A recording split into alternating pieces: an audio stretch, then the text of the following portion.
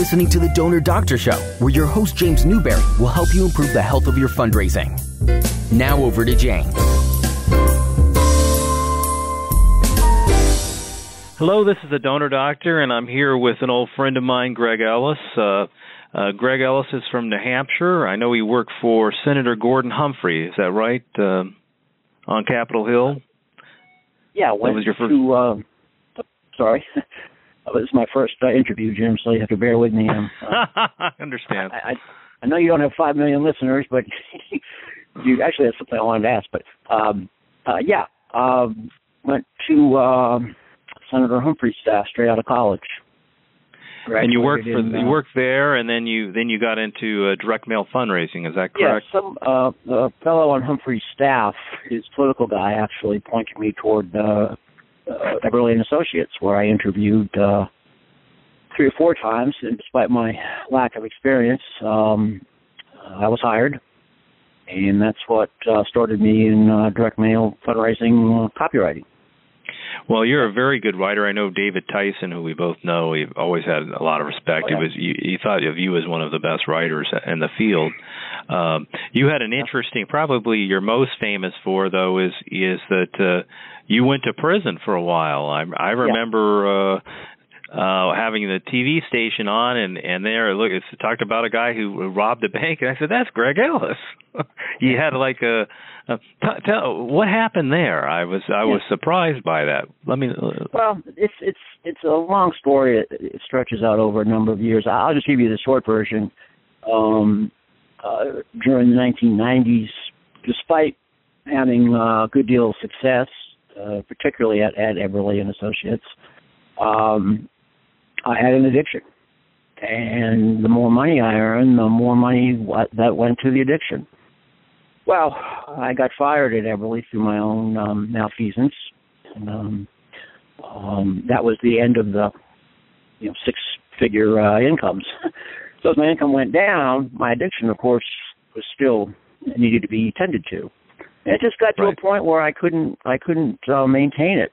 So I had the stupid idea to go into a bank, pretty much based on the plot of a book I'd read, Elmore Leonard novel that was later turned into a movie with George Clooney and Jennifer Lopez. Oh yeah, name escapes me. Yeah, that's kind of my blueprint, and it worked. Well, it worked, about 10 other times until the police finally caught up to me. I got an 18-year prison sentence, of which I served about 16 years.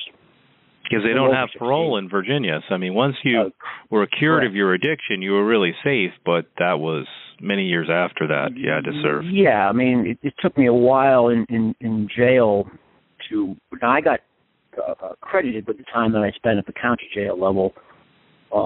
It was about a year and a half, and it probably took me that long to get my head straight without drugs. And it's interesting to note that anybody in a county jail, or at least anybody that's ticketed to a state prison, wants to get the heck out of that county jail as soon as he can, because prison living is so much preferable, as strange as it may seem, to jail living. Jail is horrible. Jail is horrible. It is absolutely horrible. You watch any of those shows on MSNBC has one, I think Spike has one. Yeah, I've seen those shows. Yeah, those are realistic, believe me. And just watch how terrible that is. There's a lot of reasons for that, but in state prison, one has a lot more freedom, ironically. Freedom to recreate, to go outside, freedom to work, freedom to go to school. A lot of those things are not available in the county jails, and if they are, they're available in very limited amounts. Well, one of the things I know that you did in prison was you wrote a fair amount of copy, so you had a skill that transferred. That's right. Yeah, that was a blessing. Credit that to Declan Bransfield, our friend from Eberle. Yes, his idea. And he was the one who gave me the first writing assignment, ironically, for DARE, the Drug Abuse Resistance Education Group. Right. So you would know, you'd be a great, yeah, and I wrote it in the context of an incarcerated person who got to the end of the line, and this is what happened. And certainly, if my experience can help somebody avoid that kind of future, well, I'd be very pleased to know that. In any case, it was a warning. Yes. It's interesting. I many years ago in the 80s, I did work for a group called Chiefs of Police National Drug Task Force. And I think there was a belief back then that, I don't know, the war of drugs can be won. I think it'd be harder to make drugs, an anti-drug message, work in the mail nowadays. I think people have kind of, I don't know, given up hope, or I don't know if that's the right word. What do you think? I think you're on the right track. I think there's has been an attitude change in this country over the last 5 to 10 years, and ironically, led by conservatives. To give guys like Richard Viguerie a lot of credit, and not just Richard, but his cohort in this group, Right on Crime, for instance. A couple of the justice organizations, Prison Fellowship, which is a tremendous organization. They are leading the way for a lot of things, but among them sentencing reform. They recognize that long sentences are at the least counterproductive. The taxpayer does not get a good deal for them. They don't help by and large, they don't help the person who receives the sentence. So they are using their conservative credentials to advocate for reform. And, this is an issue that you might have thought 15, 20 years ago was the currency of liberals, and it was. Now, to have conservatives making essentially the same case strikes a lot of people as a revolutionary almost. Yeah, and it brings a lot of credibility. So they've had some success in places where you might least expect it on the state level. What the federal system does affects only federal prison inmates. Those people are a very small percentage of the total number of persons incarcerated in this country. Most of the people incarcerated in the U.S. are at the state prison level. So policies have to change state by state. And things have happened in Texas and Georgia that are very exciting in terms of restoring some sanity to this system. Well, that's good. I'm glad to hear that. Now, you were saying that, what percentage of the people were kind of like you, college educated, good jobs that were in prison? Yeah, very few. And it's almost sad. As you know, I think I at one point, fairly early on in my sentence, began working as a tutor in the one of the adult basic education classes at the prison where I was housed, or first housed. And I was shocked by what I saw there. Adults, people in their 30s, 40s, who not only couldn't read adequately, but who couldn't write a sentence in the English language. I mean, just shocking things. After a while, I took that for granted, and it didn't surprise me. But at the onset of my work in the prison education field, if you will, for which, by the way, I had no preparation. I walked into the classroom one day, and the teacher, who was a great gentleman, a very nice man, couldn't have been nicer to me and to the students and the other tutors, basically just turned me loose on my own. And I had to learn a lot of things that I didn't know. I ended up kind of self-teaching the finer points of English grammar because nobody else wanted to do it. So I became quite knowledgeable in the area of English grammar. I guess not surprisingly. Well, you had to unlearn your direct mail, right? Well, that's a good point. Some of the we certainly, when we write in correct English, don't want to end our sentences in prepositions. But as you know, in the direct mail medium, it's common, if not accepted. So yeah, there was a lot of conflicts there, but it was great having that work. It was an outlet for me to learn, to help other people. It made me feel that I wasn't wasting my time. There's a lot of guys. Good. That's important. That's important. Well, yeah. I mean, there's a shocking number of guys who in prison who will knock off 10 or 15 years just playing cards, watching TV and playing ball, and they don't end up doing anything constructive. I'm not suggesting that there are a lot of constructive elements or other opportunities in prison. There are work opportunities. Most of the jobs are very rote and boring. One can either work in the kitchen or the laundry, and after that, there's not a whole lot left. I have a college degree, so that put me in good stead with the school, and what essentially sealed my supervisor's decision to hire me, even though I didn't have any experience. So I was fortunate. I got a good job. It paid about $45 a month, so nobody was getting rich. Of course, every income was tax-free, so as a conservative, that aspect of it appealed to me a great deal. And again, it was just a blessing. It was. I don't know what I would have done without that job, honestly. It kept me busy. I spent hundreds of hours studying things outside of the classroom to make myself better. I'm not patting myself on the back, but I saw things that I didn't know that if I were going to be effective, I needed to learn, especially things in math, where traditionally I was terrible in high school. It was terrible.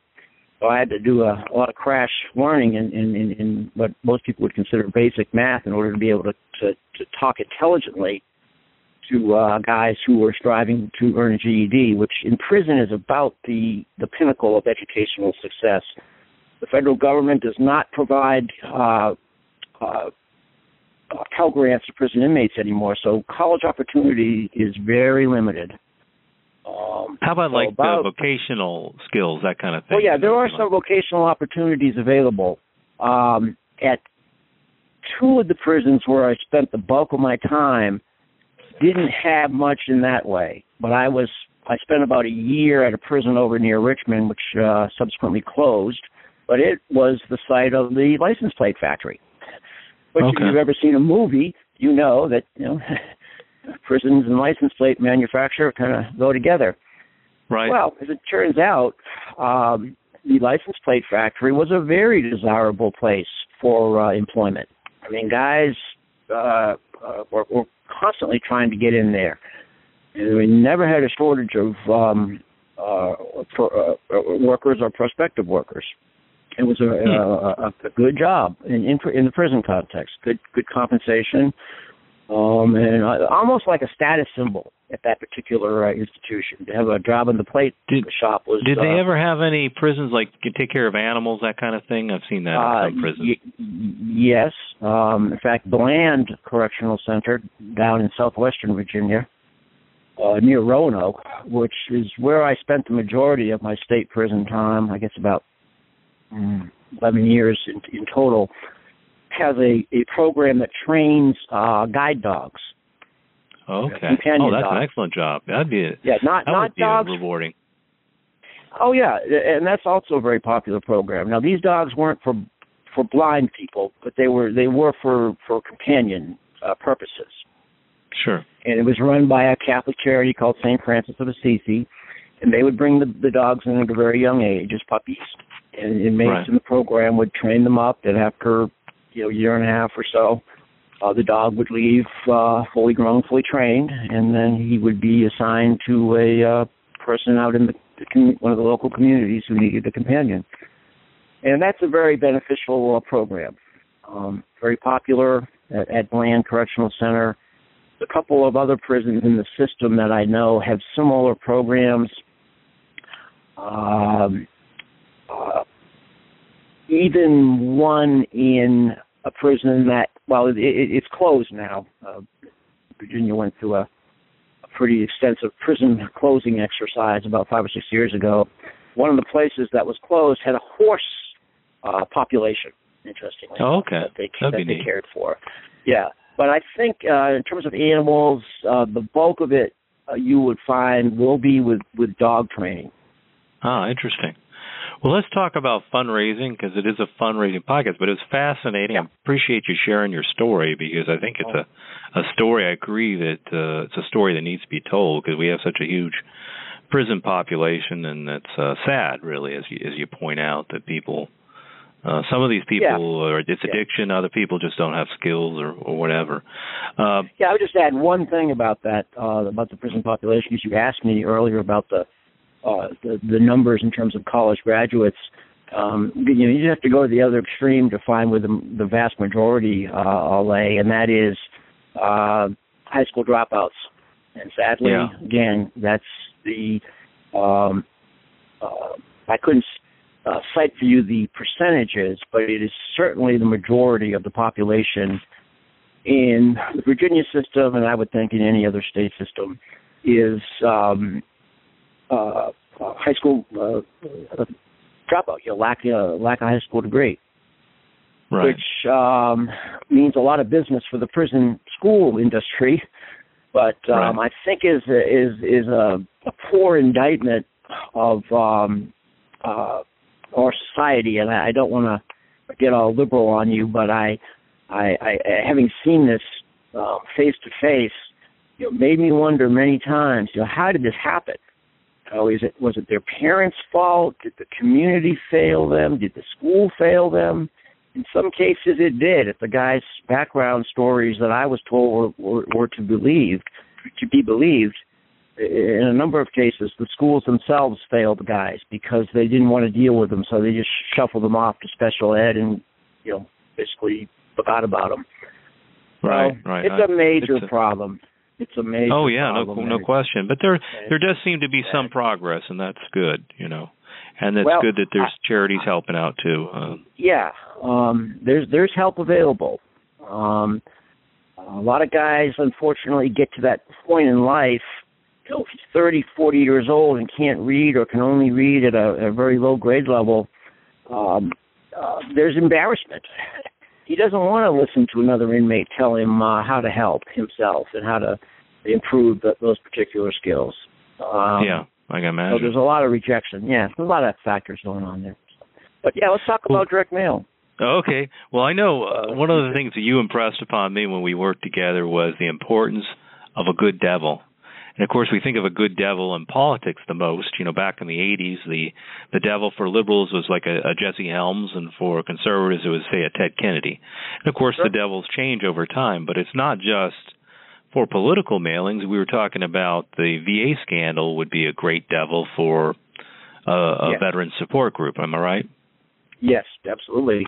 The devils, in my experience, are never hard to identify. The biggest problem is at their actual presence. You mentioned Ted Kennedy. Dick Bransfield, as you know, our former colleague and certainly a mentor of mine and probably yours, likes to say that Ted Kennedy helped put his kid through 4 years of UVA. That's right. I heard that. And I don't doubt it for a moment. The good devil is valuable. It wasn't hard. In more ways it wasn't. And it wasn't hard to identify Ted Kennedy in that role. I mean, he put himself in there, just like Jesse Helms did for the left. So this is not brain surgery. It's actually very elementary. Again, I would just point out that having a devil at the ready is not always guaranteed. We have mostly lost Barack Obama as a devil. He was a great devil, if you want to look at it like that. But we don't have him anymore. So as conservatives... Trump is a better devil for the left, don't you think? Well, probably so. I've read some of the figures that the ACLU has raised in the last couple of months. It's impressive, Planned Parenthood, and unsolicited. They don't even have to lift a finger. It is pouring in by the millions, especially online. It's very interesting. We've got the challenge that you and I and our brethren in the conservative community who are trying to raise funds for conservative causes all have the same challenge.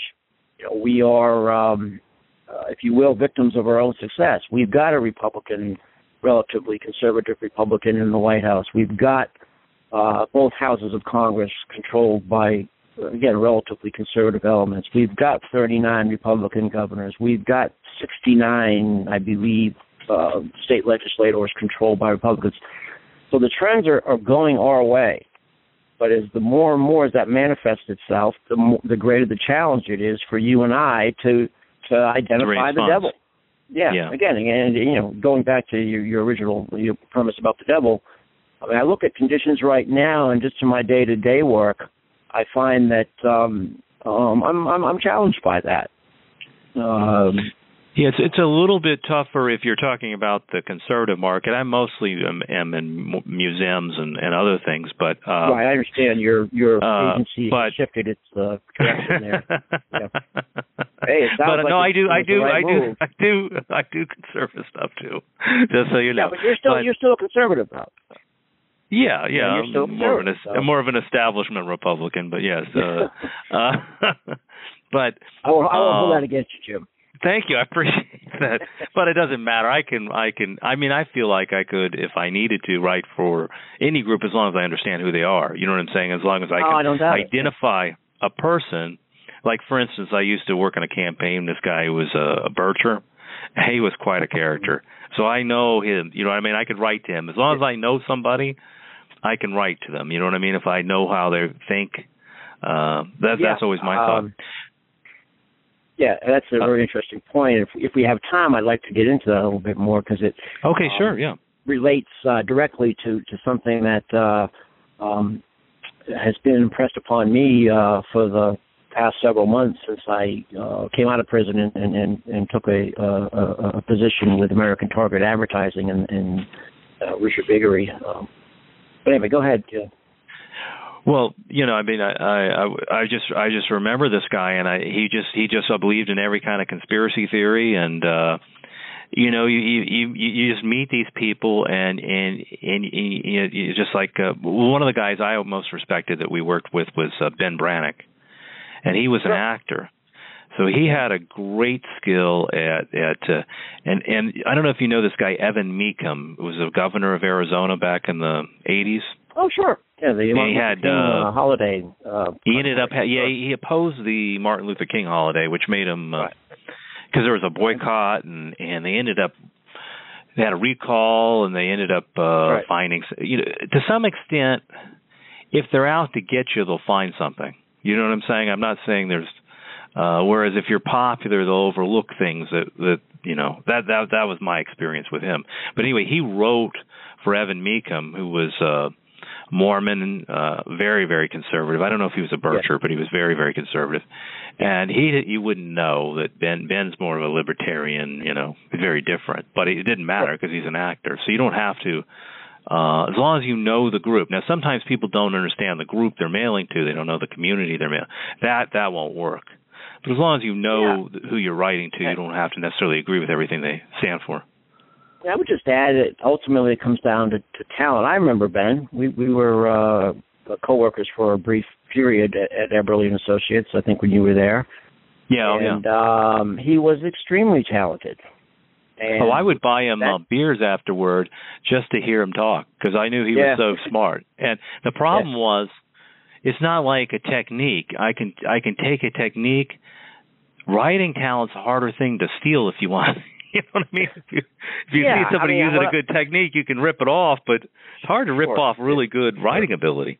Yeah, if it's innate, you can't steal it. I mean, and I think with people like Ben, and I would put in that conversation Declan Bransfield, I always marveled at his talent and ability with one-sentence paragraphs. He was the master of it. I mean, I just was so jealous sometimes of his ability to do that. It may, to the uninitiated, it may not sound like much, but people in our business know that is a hugely important factor. Deck was very big on mixing up paragraph length and having a good cadence, if you will.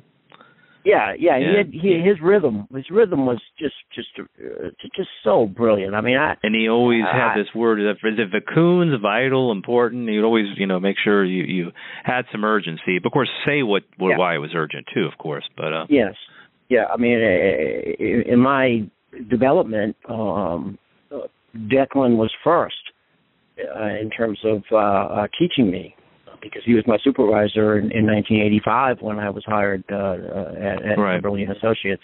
Well, so, he obviously taught me how to write.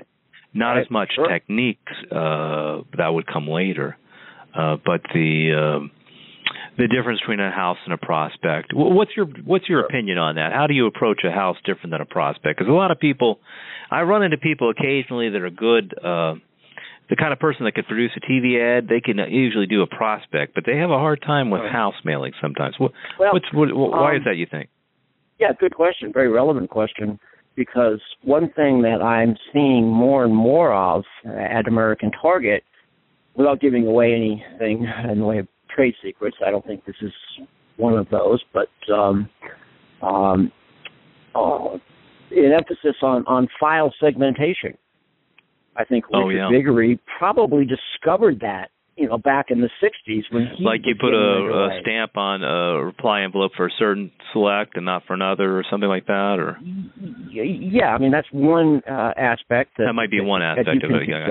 Yeah, what we're seeing, and again, this is not any great revelation. It's not reinventing. But you have to have a file of a fairly big size. I mean, if you have a 6,000, you wouldn't do that, right? Point. So, good point. You have to have pretty big files, I would think. Without going into details, American Target has clients like that, so we have the ability to do segmentation and giving the higher dollar contributors more attention.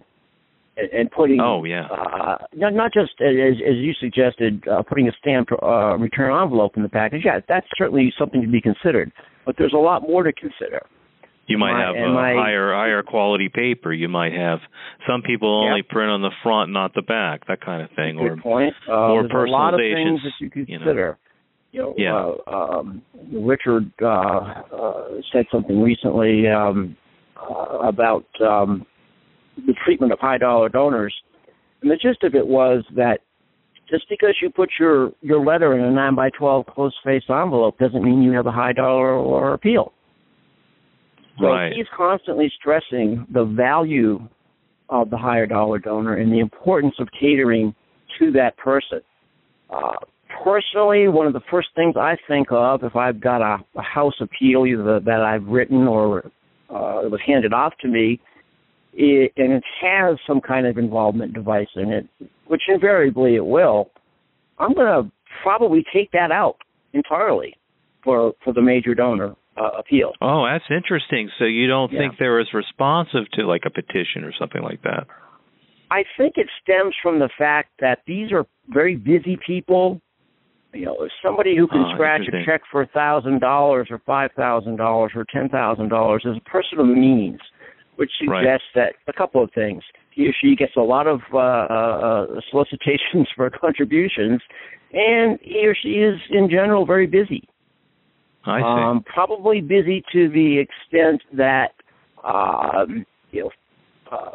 filling out a survey or signing, even the act of signing a petition, is not likely to impress that kind of an individual. Right, I see what you're saying. Would they be as responsive to a dollar bill mailing, or would that not be? Yeah, that's a good question. That's a very popular technique at American Target, as it is in other places. So I'm not giving anything away by saying that. Right. And Jim, I really don't know. I've thought about that myself. I think they do respond. I do know that one thing is that they're not as, like a stamp on the reply envelope doesn't impress them as much, but that could be part of that is because they're not as recent. You mail your $100 donors usually, say, for 24 months, whereas if somebody gives $10 or $15, you mail them maybe once or twice with a personalized letter, then you put them in the prospect file maybe back, people are treated. So somebody just recently gave would be more impressed by that. I mean, there's so many postage tests and other. It's a complicated business. Is my point. I think you know that. Yeah, I think you just put your finger on it. When you said test, you have to be constantly testing things against other things. Oh, and things change because what people see a lot of. I, for instance, made a lot of money mailing posters. And I don't know, just they stop working. Maybe they'll The interesting thing about posters, they wouldn't do as well in the second phase, and I think my theory was that more people opened it the first time, and sometimes these posters would they'd be like for a candidate, be kind of like a yard sign or a window sign. Other times it was I did one for like a Tuskegee Airman, or I did one of a Norman Rockwell of Eisenhower, and they had a shorter life to them. You know what I'm saying? That they would work, but suddenly they didn't work anymore. So it's just one of those interesting things. And sometimes you'll use a technique and it will stop working suddenly. You can't figure it out, and then you try it 3 years later and it will work. Have you had that experience? Yeah, absolutely. In fact, you just identified maybe the most frustrating aspect of our day-to-day search for success. When things fail, you can sit around for a week and talk about possible reasons to explain the failure. But short of the letter shop leaving the reply form out of the package or the letter, I mean, you never really know. At least that's my view. Yeah. So you're left wondering, and you're left with a lot of unanswered questions. So you're left with a lot of questions that probably can't be answered. Well, let me ask you one last question here. Sure. If you had 3 books, and I know Ben Hart was one of them you mentioned. I like his book because he has like 72 involvement devices for house mailings. But other than Ben Hart, what direct marketing books or fundraising books in general or advertising books would you recommend somebody read? I mean, when I read, study, I would point anyone who asks me in a direction that might surprise you, and it is toward a fellow named Mal Warwick in California. Oh yeah, Mal Warwick. He's more of a liberal fundraiser. Yeah, exactly. Yeah, he is a liberal fundraiser. Yeah. I think exclusively. Like Bruce in his past is conservative, and Richard Viguerie is identified with conservative causes. Warwick is identified with liberal causes, but that doesn't mean you can't learn from him. Oh, I absolutely agree with you. Yeah, his book, How to Write Successful Fundraising Appeals, Revolution in the Mailbox, both of which have been edited to reflect the digital age. And my goodness, we could hold a 5-hour conversation about that alone. In fact, I'd like to talk to you about that sometime. Yeah, while I was away, I came out of prison never having seen a website, never having seen an email. That must have been scary. So my learning curve remains steep. Well, I'll tell you quickly about. Yeah, go on. No, I was just going to say I could identify others. Of course, you mentioned Hopkins and Ogilvy, and Richard Viguerie was the one who had me reading those giants of the industry in prison. He was regularly sending me their books. Trout and Reese. He likes that. That's positioning. Big on positioning. I mean, that's how the ACLU was successful. To answer your question, when people think of civil liberties, they think of the ACLU. Right. So when Trump did the restrictions on the 5 terrorist countries, I forget, like Yemen and that kind of thing, that's the group you think of because they were positioned as the group. They were first. They were first. The NRA is positioned for gun rights, Planned Parenthood if you're for abortion rights. I mean, there's certain groups that are thought of as best in class, Humane Society for Animals, maybe ASPCA second. I mean, in every niche, there is somebody positioned. Wounded Warrior was obviously in the vets, but they've been hurt, a little bit wounded themselves by, of course, some bad publicity. But there's in every niche, there are people, and it makes fundraising much easier, doesn't it?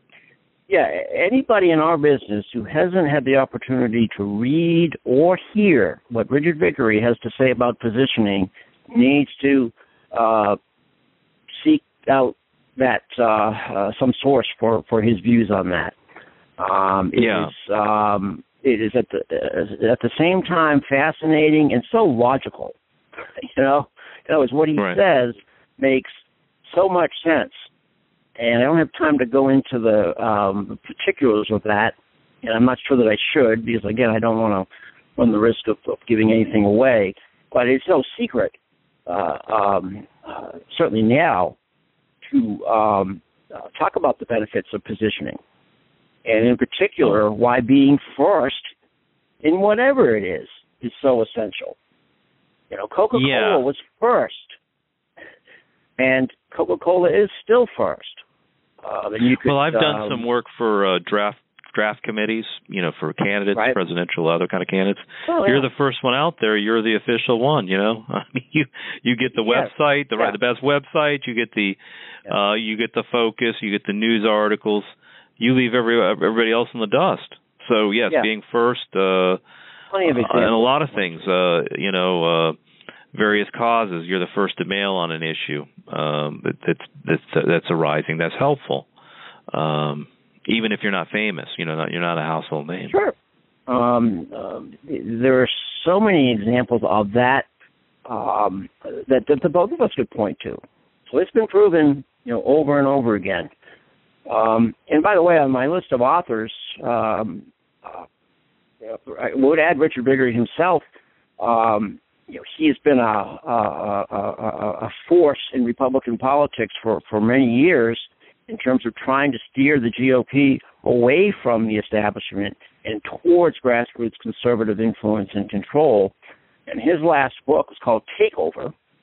And in he has occasion to write about his guiding philosophy of marketing.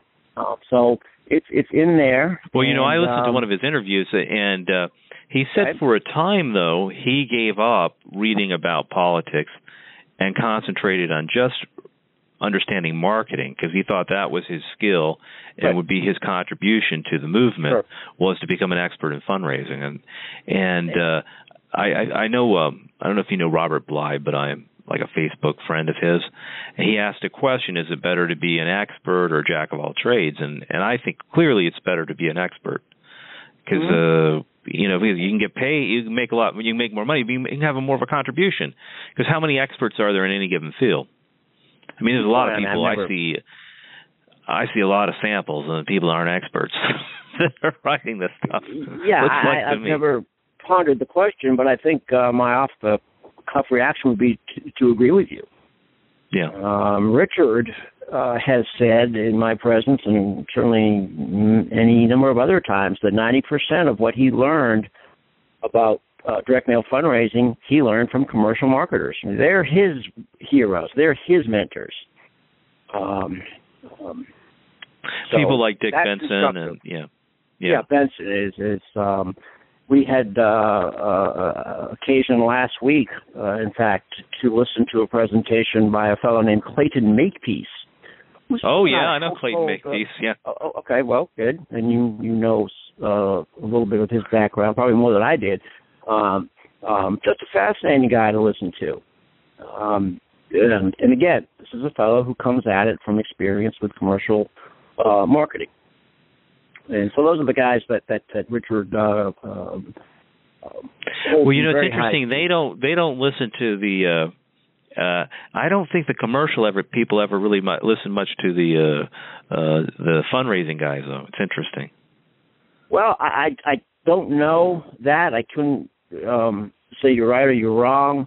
But certainly in the that's what I've gathered talking to some people who've been in. No, I wouldn't doubt it. But if you think they're a cut above us, Greg. Yeah, I can understand that. Why some might hold that point of view. I'm not going to pass judgment either way. But again, going back to Mr. Viguerie, who is an acknowledged pioneer in our field, when he says something, it's worth listening to. His advice, it's worth heeding. So for me to be able to have access to a giant like this on a daily basis, and just by way of background, I should add, this shows you what kind of a man he is. He reached out to me when I was incarcerated. He had me call him just about every weekend. He went way out of his way to these nowhere towns in Virginia that host most of the prisons in the system to visit me. He bought me subscriptions to periodicals, direct marketing periodicals, bought me books, and offered me a job. The same place that had to fire me 18 years earlier took me back unconditionally. So it just shows you what kind of a person he is. I just think the world of the man, personally and professionally. So anybody in our business... I know I work with Alvis, and she described him as somebody who'd give the shirt off his back. So if she says that, I believe her. Yeah, Alvis, I remember Alvis from my prior time with the company right before I got arrested. So just in totality, the man is a great human being. Well, he's a legend in the field, and founding if funder. If you just want to talk about his professional experience, you can learn a lot from listening. Absolutely. Well, I've enjoyed I've listened to his podcast, and he's quite good. Well, Greg, I really appreciate you coming on. Sorry for keeping you longer than I said I would. I do that a fair amount, though. But I enjoyed hearing your story about, and I think you have some good advice for people. I think people need to understand, we kind of have this lock 'em up mentality, and I've been reading how sometimes people just grow out of, people are more violent, for instance, or more likely to get in trouble at a certain age, and then they grow out of it. But these long sentences, no paroles, low skills, lots of dropouts. It's a big social problem. So hopefully we can get better on that. In most cases, it's a bad deal all around for the taxpayer that funds this system, to the inmate who is subject to the penalties. But the families, too. The families. Unfortunately, in this country, prison has become a huge business, and that's what's driving a lot of this, making reform as difficult as it has been. But again, guys like Richard Biggery, David Keene, Grover Norquist. Well, I was at CPAC, and there was I was surprised at the extent that they got this issue. Yeah, so, Right on Crime had a presence at CPAC, so I think that things are moving in the right direction. Obviously slower than you would like, but a lot of things, for instance, when I was a kid, they had puppy mills or people buy, puppy mills are kind of going out of style now. People kind of know not to get, those. So I'm just saying a lot of social movements, they take time, but they do. They do move in the right direction over time. They take a lot of time, and this particular one has been or has benefited greatly by the conservatives who have become involved. That has given the cause a lot of credit, and I have to. Well, you always want to have bipartisan support, Yeah, and then they're willing to work with the ACLU types on this, and that's what's required. You just made a really good point, and that is particularly pronounced in the case of criminal justice reform. We need to have that in order to move further and move ahead, especially in states like Virginia, which is just kind of has a lock 'em up mentality. Yeah, it seems like it's a hopeless cause. To get this no parole law adjusted or relaxed somewhat. I had so many guys over the years that I was incarcerated ask me about that, and I was always very honest with them. I'd say, fellas, look, until the Republicans that have the greatest influence in the Virginia state government change their attitudes, nothing is going to happen to help us in terms of reforming the sentencing laws. It has happened, as you say, in Texas and Georgia, so it may happen in Virginia too. But anyway, Greg, I liked hearing your talk about devils. I remember you were one of the first, and I've always looked for the devils. Sometimes it's not obvious, actually. Well, I didn't invent that concept. I'm sure I learned. No, I understand, but you know, it was new to me. Okay. Yeah. All right. Well, I was happy to talk to you, and I'm glad you called me. We need to get together. Okay. I need to come over that way. We do. It was good chatting with you. Right. Well, anyway, this is the Donor Doctor. Until next time, thank you for Greg for being a guest, and until next time, talk to you later. Bye. Okay. Bye-bye.